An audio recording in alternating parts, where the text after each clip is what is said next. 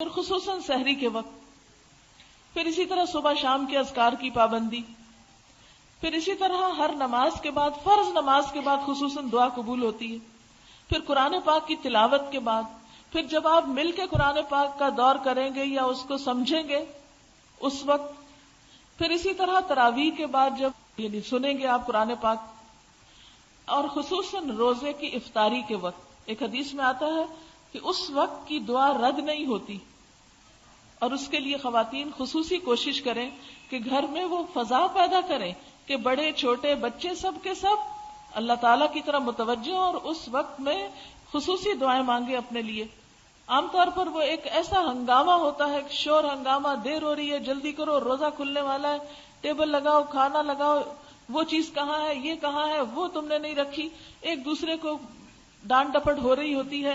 اس سارے کلچر کو بدل دیں گھر سے، تھوڑا سا کام پہلے شروع کر لیں تاکہ افطار کے وقت سے پہلے جب سب کچھ لگ جائے، اور کوشش کریں کہ افطار پانی اور کھجور سے کرنے کے فوراً بعد نماز ادا کر لیں یکسوئی سے، ورنہ کئی لوگ افطاری رکھنے میں اتنا تھک جاتے ہیں، پھر اس کو کھانے میں اتنا وقت لگاتے ہیں کہ مغرب کی نماز تو اول وقت نصیب ہی نہیں ہوتی سارا رمضان۔ یہ رمضان جو ہمارے لیے رحمتوں اور عبادتوں کا مہینہ، نیکیوں کا موسم بہار بن کے آیا، وہ ہم نے کھانے کا موسم بہار بنا لیا، اور مغرب تو لازماً لیٹ کرتے ہیں۔ آپ دیکھیے، ایک کھجور، 2 یا 3 جو بھی آپ سمجھتے ہیں کہ جتنی آپ کی طلب ہے وہ لے کے پانی پیئیں، 1 گلاس 2 گلاس، اور اس کے بعد آپ آرام سے نماز پڑھ لیں، پھر آئیں بیٹھیں اور کھانا کھا لیں۔ بیکار کی چیزیں ادھر ادھر کی کھانا اس وقت انسان کا پورا سسٹم جو ہے اس کو اپسیٹ کرتا ہے، اور اس سے پھر یہ کہ نمازوں میں سستی ہوتی، وضو قائم رکھنا بعض اوقات مشکل ہو جاتا۔ جتنی سادہ غذا کھائیں گے، جتنی آپ اپنی احتیاط برتیں گے، صاف ستھری ایسی چیز کھائیں گے کہ جس سے آپ کی عبادت میں خلل نہ آئے، کیونکہ وہ بھی آپ اپنا خیال خود رکھیں گے۔ ہر شخص اپنے مزاج کو سمجھتا ہوتا ہے کہ کن چیزوں سے اس کو الرجی ہے، کون سی چیزیں اس کے لیے نقصان دہ ہیں، تاکہ کوئی ایسا سبب نہ بنے۔ نہ تو اتنی کم غذا کھائیں کہ آپ بیمار پڑ جائیں اور روزے ہی چھوٹ جائیں، نہ اتنی زیادہ کھائیں کہ آپ بیمار پڑ جائیں کہ آپ کی نمازیں چھوٹ جائیں۔ تو یہ سب کچھ خاتون خانہ کے ہاتھ میں ہوتا ہے، اس لیے آپ کی ذمہ داری اس میں بہت اہم ہے کہ پچھلے سالوں کی نسبت بچوں کو، گھر والوں کو، رشتہ داروں کو بہت آسان طریقے سے تھوڑا تھوڑا کٹ ڈاؤن کرتے کرتے سمپل غذاؤں کی طرف لے آئیں، تو اس سے وقت بھی بچے گا، نمازیں بھی وقت پر ہوں گی، اور اس کے ساتھ ساتھ عبادت کا بھی آپ کو لطف آئے گا۔ پھر آپ دیکھیے کہ دعاؤں میں نئی دعائیں بھی آپ یاد کر لیں، جیسے وضو کے بعد جو دعائیں پڑھی جاتی ہیں، اسی طرح گھر سے نکلتے ہوئے، کچھ لوگوں کو تو یاد ہی ہوں گی، لیکن جو لوگ ابھی تک یاد نہیں کر سکے، سونے کے وقت، سو کر اٹھنے پر کچھ نئی دعائیں، آپ چھوٹی دعاؤں کی کتاب رکھیں، رمضان میں ٹارگٹ رکھیں، ہر عشرے میں 1 یا 2 دعا یاد کر لیں، اس کو لکھ کے ان جگہوں پہ لگا دیں، تو اسٹیکرز وغیرہ بھی اویلیبل ہوتے ہیں، اور ان کو پڑھنے کی کوشش کریں۔ یعنی اس رمضان میں آپ نیکی کے کچھ کام ضرور ایسے اپنی زندگی کی عادت میں شامل کر لیں جو ابھی تک آپ نے نہیں کیے، وہ ہر ایک اپنے اس کے مطابق فیصلہ کر سکتا ہے۔ حضرت سلمان رضی اللہ تعالیٰ عنہ سے روایت ہے، نبی صلی اللہ علیہ وسلم نے فرمایا، تمہارا رب بڑا حیا والا اور سخی ہے، جب بندہ اس کے حضور ہاتھ اٹھاتا ہے تو اسے یہ ہاتھ خالی لوٹاتے ہوئے شرم آتی ہے۔ یعنی دیر اس میں ہے کہ ہم مانگنے میں جو دیر کرتے ہیں، اللہ تعالیٰ دینے میں دیر نہیں کرتا۔ ہاں، کچھ چیزیں آپ کو ابھی دے دیتا ہے، کچھ آپ کے لیے سنبھال کے رکھ دیتا ہے کہ جب میرے پاس آئیں گے تو پھر ان کو دوں گا، زیادہ خوش ہوں گے اس وقت، کیونکہ اس وقت ضرورت زیادہ ہوگی۔ اور پھر اسی طرح جب اللہ آپ کو دیتا ہے تو آپ بندوں کو دینے والے بنیں، خوب خوب صدقہ خیرات کریں رمضان میں۔ اس میں ایک تو میں خواتین کو مشورہ دوں گی کہ اپنے کچن کی کیبنٹ سے لے کر اپنے وارڈروب، اپنے سٹورز، اپنے سارے گھر کی ایک صفائی کر لیں رمضان سے پہلے ہی، ان 2 دنوں میں سب چیزوں میں سے صدقہ کریں، کچھ نہ کچھ جو اپنے لیے بھی لا کے رکھی ہوئی ہے نا، اس میں سے بھی 1 آدھ اٹھا لیں، اس میں سے بھی نکال کے کچھ کھانے کی چیزوں میں سے، کچھ اپنے جیسے صابن سرف وغیرہ لا کے رکھا، کچھ اس میں سے، کچھ اسی طرح فالتو کپڑے پڑے ہوئے اس میں سے، کچھ سٹور میں آپ دیکھیں کچھ نہ کچھ ہر اپنے جو چیزیں آپ خود استعمال کرتے ہیں ان میں سے ہر چیز میں سے کچھ نہ کچھ آپ نکالیں. ایک تو گھر بڑا اچھا صاف ہو جائے گا. دوسرے یہ ہے کہ پھر جو آپ اپنے لیے پسند کرتے ہیں وہ آپ نے دوسروں کے لیے بھی کیا. تیسرے یہ ہے کہ آپ خصوصی طور پر پھر افطار کے لیے کچھ کریں، کیونکہ اگر انسان کسی کو افطاری کراتا ہے تو اس کو روزہ دار کے روزے کے برابر اجر ملتا ہے. یعنی آپ نے کسی کو ایک کھجور سے روزہ افطار کرا دیا، اس کا اجر کتنا پائے؟ جتنا اس شخص نے روزہ رکھ کے اجر کمایا اتنا آپ کو بھی اس کا مل گیا. کتنا عام موقع ہے نیکی کمانے کا. اس لیے حریص ہو اس بات میں. حتیٰ کہ گھر میں تو بچوں کو کہتی ہوں کہ جب کھجور کھانے لگو تو پہلے اپنے منہ میں ڈالنے کی بجائے دوسرے کو آفر کر دو. اپنے ہاتھ سے دوسرے کو، ایک بہن دوسرے کو دے، دوسرے بھائی کو دے، بھائی باپ کو دے، ہر ایک دوسرے کو پیش کرے.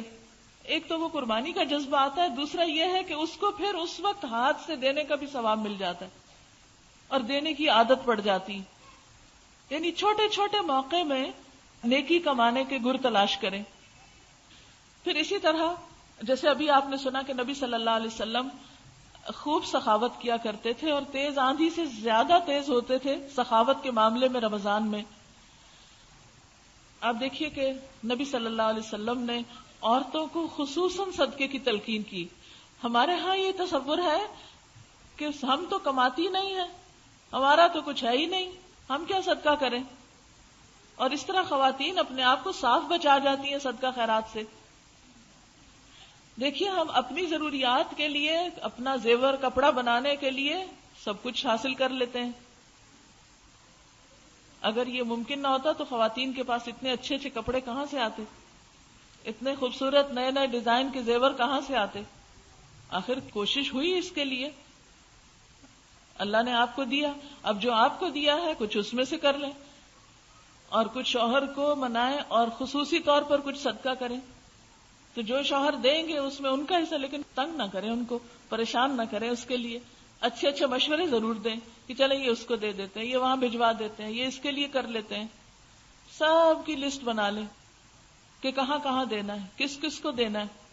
تو انشاءاللہ تعالی تھوڑی تھوڑی خیر ہر ایک تک پہنچے گی. ہر کونے اور ہر گوشے تک. کچھ علم کے راستے میں خرچ کریں، کچھ غریبوں کو کھلانے کے لیے خرچ کریں، کچھ دوستوں رشتہ داروں کو تحفے میں دیں. یعنی آپ خود اپنا ایک پلان بنا سکتے ہیں. اس کی ایک لسٹ اس سال بنا لیجئے، ہر سال رمضان میں وہی اٹھائی اور ہر ایک تک کچھ نہ کچھ حسب توفیق تھوڑا یا زیادہ کر دیا. آپ دیکھیں نبی صلی اللہ علیہ وسلم نے فرمایا آگ سے بچنے کی فکر کرو، خواہ کھجور کا آدھا ٹکڑا ہی کیوں نہ ہو. اس کے انتظار میں نہ رہو کہ لو ہمارے تو اپنے کھانے کو کچھ نہیں، ہم کس کو کھلائیں، ہماری تو اپنی اتنی کم تنخواہ. دیکھیں اپنے ہی کھانے میں سے تھوڑا تھوڑا، جیسے وہ کسی بزرگ نے مشورہ دیا تھا نا کہ اگر خاتون خانہ ہر پیڑے میں سے تھوڑا تھوڑا آٹا نکالتی جائے تو جب تک سارے گھر کی روٹی بنے گی ایک پیڑا ایکسٹرا بن جائے گا، اس کو پکا کے صدقہ کر دے. مطلب ایک مینجمنٹ ہے نا، صدقے کے لیے آپ مینج کر لیں اپنے ریسورسز کو، جو کچھ ہے اس میں سے کچھ نہ کچھ، کیونکہ بلا صدقے سے آگے نہیں جا سکتی. بلاؤں کو ٹالتا ہے، گناہوں کا کفارہ ہے، ہماری کمی کوتاہیوں کا کفارہ ہے، اور سب سے بڑی بات یہ کہ اللہ کا قرب حاصل کرنے کا ذریعہ. یہ مال کی محبت اللہ کی محبت کے راستے میں حائل ہوتی ہے نا. وَيُطْعِمُونَ الطَّعَامَ عَلَى حُبِّهِ مِسْكِينًا وَيَتِيمًا وَأَسِيرًا، اور وہ اس کی محبت میں، یعنی اللہ کی محبت میں کھلاتے ہیں مسکین کو، یتیم کو، قیدی کو. اور کیا کہتے ہیں انما نطعمکم لوجہ اللہ، ہم تو تمہیں صرف اللہ کی خاطر کھلا رہے ہیں.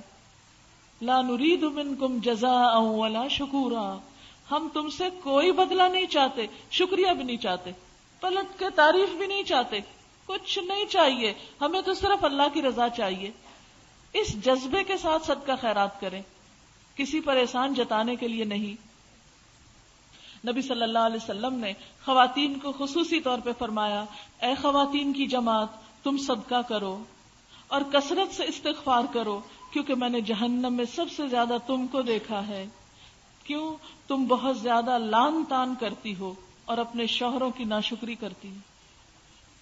ہر وقت زبان سے کسی نہ کسی کی برائی ہو رہی ہے، کسی نہ کسی کو کوسا جا رہا ہے، کسی کی غیبت ہو رہی ہے، کسی کے خلاف کچھ سازشوں کے جال بنے جا رہے ہیں، وہ اس کے پارٹی بازی ہو رہی ہے، عجیب و غریب معاملے ہوتے ہیں گھروں میں. اور دوسری طرف شوہروں کی چھوٹی چھوٹی بات پہ ناراض ہو جانا، موڈ آف کر لینا، دنوں تک قطع کلامی کرنا. تو یہ چیز انسان کے لیے نقصان دہ ہے، ہلاکت خیز ہے. اس سے بچنے کے لیے علاج کیا؟ صدقہ. جب کبھی کوئی ایسی چیز ہو جائے فوراً نکالے اپنی پسندیدہ چیز، خود ہی نفس کی اصلاح ہو جائے گی. نبی صلی اللہ علیہ وسلم نے ایک اور روایت میں فرمایا، اے خواتین کی جماعت، تم صدقہ کرو چاہے اپنے ہی زیورات سے کرو. یہ میں نہیں کہہ رہی آپ کو، یہ نبی صلی اللہ علیہ وسلم فرما رہے ہیں. وَلَوْ مِنْ حُلِيِّكُنَّ، صدقہ کرو خواہ اپنے ہی زیورات میں سے، اس لیے کہ قیامت کے دن جہنم میں تمہاری تعداد زیادہ ہوگی. اب آپ کئی عورتیں یہ حدیث سن کے بڑی ناراض ہوتی ہیں. میں کہتی ہوں چلو کوئی بات نہیں، ناراض ہونے دو، یہی ہو رہی ہے نا، شاید کسی وقت اصلاح بھی کر لیں. اگر نہیں بتایا تو پھر کیا ہوگا؟ پھر تو پتہ بھی نہیں چلے گا کہ ہماری شامت زیادہ آ سکتی ہے، کیونکہ ہمارے پاس نسبتاً وقت زیادہ ہوتا ہے نا. پھر اسی طرح جن لوگوں کو توفیق ہو، جن کے لیے ممکن ہو، وہ رمضان میں عمرہ بھی کر لیں، کیونکہ نبی صلی اللہ علیہ وسلم نے فرمایا، بخاری اور مسلم کی روایت ہے، رمضان میں عمرہ کرنا میرے ساتھ حج کرنے کی مانند ہے. صرف حج نہیں، نبی صلی اللہ علیہ وسلم کے ساتھ حج کرنے کی طرح ہے. ایک اور حدیث میں آتا ہے، رمضان کا عمرہ حج کے برابر ہے. پھر اسی طرح آخری عشرے کا اہتمام. حضرت عائشہ فرماتی ہیں، جب رمضان کا آخری عشرہ ہوتا تو آپ صلی اللہ علیہ وسلم رات کا بیشتر حصہ جاگ کے گزارتے. آخری عشرے میں رات کی عبادت خصوصی طور پر، اور اپنے گھر والوں کو بھی جگاتے اور عبادت میں خوب محنت کرتے، کمر کس لیتے. اس سے کیا پتہ چلتا ہے کہ آپ صرف خود نہیں جاگتے تھے، گھر والوں کو بھی جگاتے تھے. تو آپ اپنے بچوں کو، شوہروں کو، دوستوں کو آخری عشرہ شروع ہونے سے پہلے تھوڑا تھوڑا تیار کریں. اب تو آخری عشرہ آنے والا ہے، اب تو راتوں کو بھی جاگنا ہوگا، تاکہ وہ سن سن کے ہلکا ہلکا ان کا دماغ تیار ہوتا رہے، ان کی سوچ بنتی رہے. کیونکہ آپ کی ہیں، سارے گھر میں نیکی کو پھیلانے کا ذریعہ ہیں. ایک عورت پورے گھر کو چلاتی ہے، صرف مادی طور پہ نہیں، روحانی طور پہ بھی ساتھ لے کے چلتی ہے. تو اس کی یہ چھوٹی چھوٹی باتیں عمل سے دکھانا، کر کے بتانا، بول کے بتانا، یہ سب کچھ ممکن ہے. دوسروں سے نہیں توقع رکھیں، خود رول ماڈل بنے، انشاءاللہ دوسروں پر بھی اثر ہوگا اور سب کی نیکی آپ کے کھاتے میں ہوگی انشاءاللہ. ایک اور روایت میں آتا ہے، نبی صلی اللہ علیہ وسلم آخری عشرے میں جتنی محنت کرتے تھے، یعنی عبادت میں، دوسرے دنوں میں اتنی محنت نہیں کرتے تھے، یعنی خصوصی محنت. پھر آخری عشرے میں اعتکاف بھی ہوتا ہے. جن خواتین کو اللہ توفیق دے، جن کے اوپر کوئی بچوں کی اتنی ذمہ داریاں نہ ہو، یا کسی بیمار کی ذمہ داری نہ ہو، یا اور کوئی کمانے کی ذمہ داری نہ ہو، جو آسانی کے ساتھ کر سکیں، وہ اعتکاف کا بھی اہتمام کریں. کیونکہ نبی صلی اللہ علیہ وسلم اتنی پابندی سے اعتکاف کرتے کہ ایک دفعہ آپ اعتکاف نہ بیٹھ سکے تو دوسرے سال آپ نے 20 دنوں کا اعتکاف کیا. تو اعتکاف جو ہے اگر ممکن ہو تو آخری 10 دن خصوصی طور پر عبادت کے لیے خاص. سب تو ظاہر نہیں کر سکتے، لیکن جن کو اللہ توفیق دے، جن کے لیے ممکن ہو. پھر لیلۃ القدر کی تلاش جو طاق راتوں میں ہے. آپ نے فرمایا، جو مہینہ تم پر آیا ہے اس میں ایک رات ایسی ہے جو 1000 مہینوں سے بہتر ہے. جو اس رات کی بھلائی سے محروم رہ گیا وہ ہر بھلائی سے محروم رہا. دیکھیں ایسے لگتا ہے نا رحمت جو بن پہ آ رہی ہے. ہر لمحہ عبادت ہے رمضان کا، دن بھی عبادت، رات بھی عبادت، بہت سے نیکیوں کے مظاہر. پھر آخری عشرے کی خاص عبادت، پھر آخری عشرے میں اسے ایک رات کی اور زیادہ خاص عبادت جو اور زیادہ تڑپ کے ساتھ، توجہ کے ساتھ تلاش کرنی چاہیے. تلاش سے مراد یہ ہے کہ اس کا اہتمام کرنا چاہیے. تو اگر ساری طاق راتوں میں کچھ نہ کچھ عبادت ہو تو اس سے انشاءاللہ کوئی رات تو نصیب ہوگی. آپ نے فرمایا، من قام لیلۃ القدر ایمانا واحتسابا غفر له ما تقدم من ذنبه. جس نے شب قدر میں ایمان کے ساتھ اور ثواب کی نیت سے قیام کیا اس کے گزشتہ سارے گناہ معاف کر دیے جائیں گے. اور لیلۃ القدر کی خاص دعا اللہم انک عفو تحب العفو فاعف عنی، اللہ سے معافی کی درخواست. اور پھر آخر میں صدقہ فطر کی ادائیگی، اس کا بھی اہتمام آخری عشرے میں کر دیں، جلد نکال دیں، ورنہ کئی لوگ تو عید کی نماز پڑھ کے یاد کرتے ہیں او بھول گئے اس دفعہ. تو اس لیے رمضان کے آخری عشرے کے ہی کسی دن میں دے دیں تاکہ غریب لوگ اس سے اپنا راشن کا یا کپڑے کا جو اہتمام کرنا ہے وہ پہلے سے کر لیں. اور یہ صدقہ فطر دراصل کیا ہے؟ نبی صلی اللہ علیہ وسلم نے فرمایا صدقہ فطر روزے دار کو بےہودگی اور فحش باتوں سے پاک کرنے کے لیے ہے. یعنی روزے کی حالت میں کوئی کمی بیشی ہو جاتی ہے تو صدقہ فطر اس کا کفارہ کرتا ہے. محتاجوں کے کھانے کا انتظام کرنے کے لیے فرض کیا گیا ہے. جس نے نماز عید سے پہلے ادا کیا اس کا صدقہ فطر ادا ہو گیا، جس نے نماز عید کے بعد ادا کیا اس کا صدقہ فطر عام صدقہ شمار ہوگا. پھر وہ رمضان کا کفارہ نہیں، بس وہ تو پھر عام صدقہ ہو جائے گا. دوسری چیز جو خاص طور پہ رمضان میں کرنی ہے وہ حقوق العباد کی ادائیگی ہے. اور اس میں دو چیزوں کا خاص خیال رکھیں. نمبر 1 سب کی خیرخواہی، نمبر 2 اذیت دینے سے پرہیز. اور اگر سب کی خیرخواہی نہ کر سکیں کسی وجہ سے تو ایٹ لیسٹ اس بات کی شعوری کوشش کہ میری زبان، میرے ہاتھ، میرے کسی عمل سے کسی کو تکلیف نہ پہنچے. اور انشاءاللہ جب آپ کوشش کریں گے تو اللہ تعالیٰ کروا بھی دیں گے. یعنی آپ اپنے رمضان کا ایک موٹو رکھیں، میں نے کسی کو تکلیف نہیں دینی، لکھ کے کہیں لگا دیں گھر میں، مجھے کسی کو تکلیف نہیں دینی.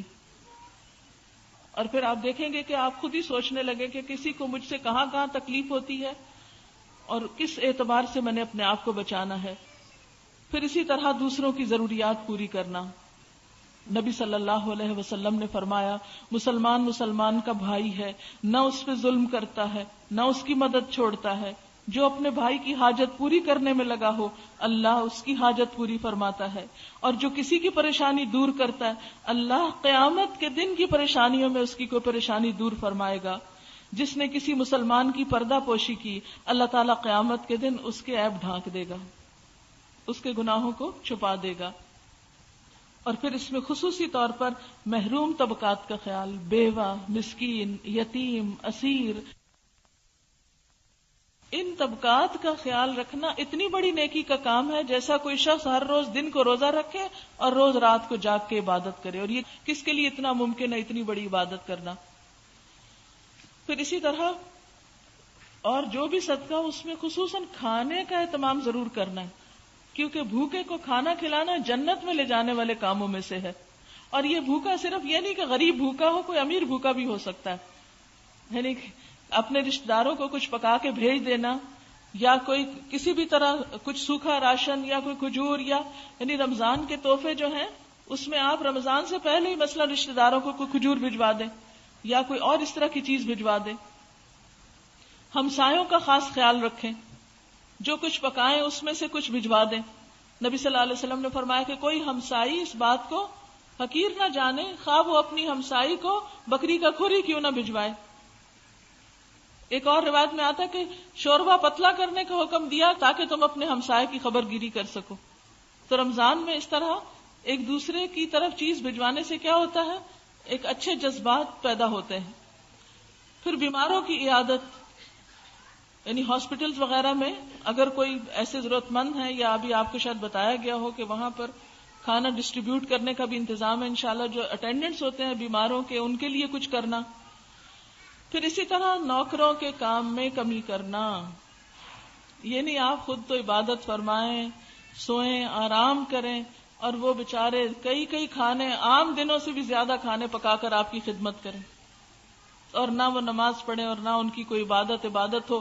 وہ آپ کے لیے تو لاسٹ مومنٹ پہ گرم پراٹھا بنا کے لائیں اور خود بغیر کھانا کھائے روزہ رکھیں.